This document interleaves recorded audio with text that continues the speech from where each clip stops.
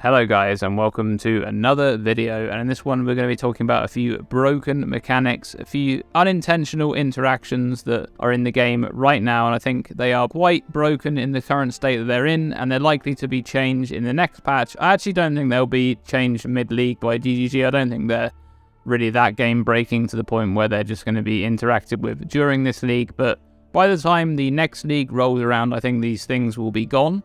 And so if you'd like to make a character and build around these mechanics, you should do so now, because I don't think these mechanics are going to be staying in the game.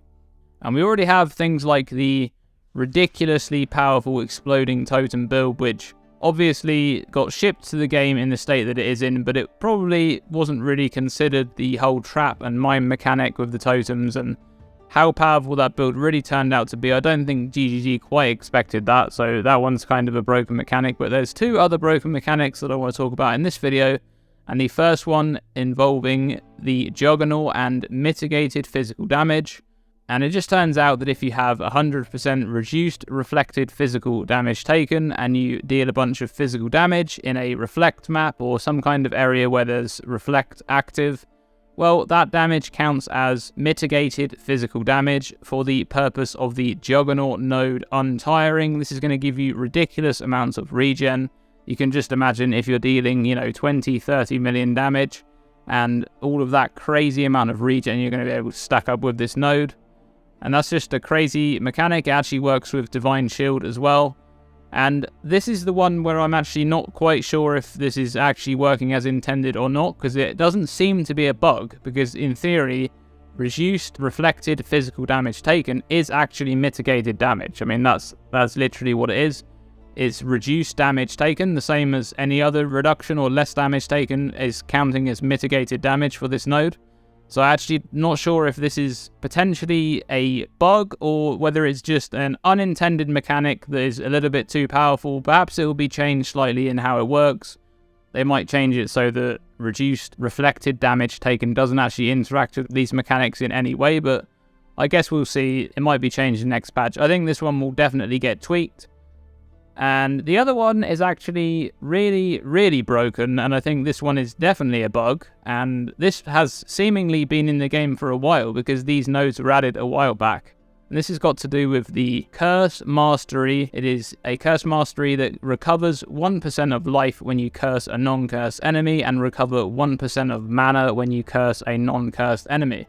Now, how this works is, usually you would curse an enemy either with a curse on hit or self-cast curse or some interaction where you're able to curse the enemy. If the enemy is not cursed, you'll then apply a curse on them, and if you recurse the same enemy, this does not proc because that enemy was already cursed, and so you would have to wait for a curse to time out, and then you could recurse and you'd get this. And obviously no one was doing that because that's not very useful. But well, there's a ring in the game called Replica Diotres Damning, and this ring gives you a -1 to your maximum curse limit, which brings your normal curse limit down to 0. And for some reason, when you have a 0 curse limit and you have a curse on hit mechanic in your build, for example from a ring or from a corrupted implicit, then what happens is when you hit an enemy, the curse actually attempts to be applied. It actually does get applied, even for a tiny millisecond. I'm not sure if this curse is actually active on the enemy in terms of whether it's actually doing what the curse interaction actually states, or whether it's just trying to apply the curse. But either way, what happens is the curse immediately gets stripped back off again, and you recover the life and mana from this mastery, even though you haven't applied a curse, technically, because you couldn't apply a curse because you don't have enough curse limit to apply the curse in the first place. And the really crazy thing about this particular interaction is that it scales with the amount of curse on hit mechanics you have in your build. So let's say you have a double corrupted pair of gloves with 2 different curse on hit on the gloves, and then you have one ring that has curse on hit on it, and maybe you get some curse on hit unique somewhere else. Well, you'll have 4 different curses on hit, and then every time you hit an enemy with a single hit, you'll recover 4% of life and 4% of mana. And this also scales with abilities that are able to hit an enemy multiple times, for example Blazing Salvo, which just has a bunch of projectiles flying out and they all hit the enemy all at once, and well, that means that you're going to heal for a ridiculous amount. And this is actually such a crazy mechanic because of the whale, things like triggers work now, and you can put Archmage on triggers. And well, if you're playing an Archmage build with a trigger setup, some sort of Cyclone cast on a crit build, you can link Archmage to everything, and you're never going to run out of mana with this setup, because everything that you hit is going to be recovering so much mana all the time. You're just going to be constantly topping back up to full. And this one is definitely 100% going away next patch. There's no way that this is staying in the game. This is way too broken. And I think this will be completely fixed, because it's like one of those things where when you're building into a mana setup, you know, you need to really think about how you're going to recover all of this mana. And this build just solves your recovery problems for mana and life, and you need no regeneration or anything like that. As long as you have a target to hit, you're going to be recovering so much mana every time you hit them.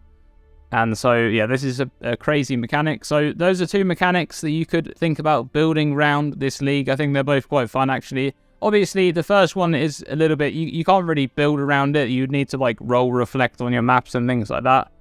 But the second one is actually just a complete game-breaking bug that you can just build around, and it has just kind of ridiculous interaction going on. Of course, there are a few downsides with that one for, like, build restrictions. You are going to be using a ring slot on the replica Deodrade's Damning Ring, and you're also going to be using some other equipment slots for the curse on here. And of course, you can't actually have a curse, so that's going to potentially lower your damage as well. You got to think of all these things when you're actually putting that build together, but there are ways to get around that. And yeah, a couple more game-breaking things going on in this league, guys. I actually think the game-breaking mechanics, the things that feel like they probably don't have a place in the game in the long term, like the exploding totems and these couple of bugs here, and maybe even like the power level of Vengeance Cascade. All these things are kind of crazy, and they're kind of carrying the league, I would say, because the league is a bit dull, in my opinion. So what do you guys think of these two game-breaking mechanics? Are you going to play around with these? Perhaps you're already using these mechanics. Let me know down in the comment section below. And as always, stay tuned and stay safe.